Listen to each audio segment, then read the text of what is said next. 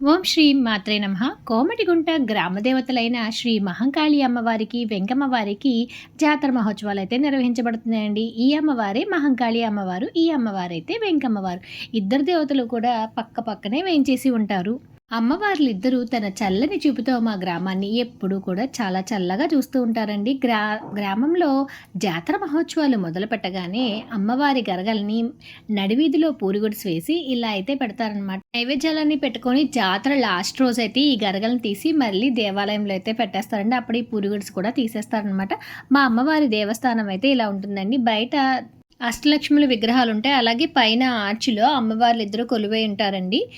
దేవస్థానంలోకి వెళ్ళగానే మొదటిగా పోతురాజు స్వామి వారి ఉంటారు. తర్వాత అమ్మవార్లు ఇద్దరు మనకైతే దర్శనమిస్తూ ఉంటారు. అమ్మవారి తలుపులు కూడా చాలా అందంగా అయితే ఉంటాయండి.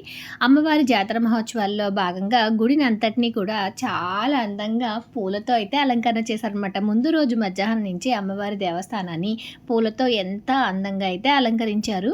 అలాగే నైట్ టైము అమ్మవారి గుడి దూరం నుంచి చూసినా కూడా అందంగా కనిపించేలాగా లైట్స్తో అయితే అలంకరణ చేశారండి. ప్రతి సంవత్సరం అమ్మవారి జాతరని లక్షవారం అయితే నిర్వహించేవారండి.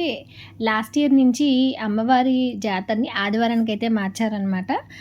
అలాగే అమ్మవారి దేవాలయాన్ని పునర్నిర్మించి 3 సంవత్సరాల కాలం అయితే అయిందనమాట. వార్షికోత్సవ మహోత్సవాలు కూడా చాలా బాగా అయితే నిర్వహిస్తున్నారు. చూసారా అమ్మవార్లిద్దరిని పూలతో ఎంతో అందంగా అలంకరించారండి. అలాగే గుడినంతటిని కూడా గుమ్మాలు, నెక్స్ట్ ఎదర ఆర్చ్ అదంతా కూడా పూలతో ఎంతో అందంగా అయితే అలంకరణ చేశారనమాట. నైట్ టైం లైట్స్లో అమ్మవారు గుడి అయితే దూరం నుంచి కూడా చాలా అందంగా అయితే కనిపిస్తుందండి. డప్పుల వాయిద్యాలు, అలాగే ఈ సంవత్సరం ప్రత్యేక ఆకర్షణగా శక్తి వేషధారణలు అయితే ఉన్నాయన్నమాట.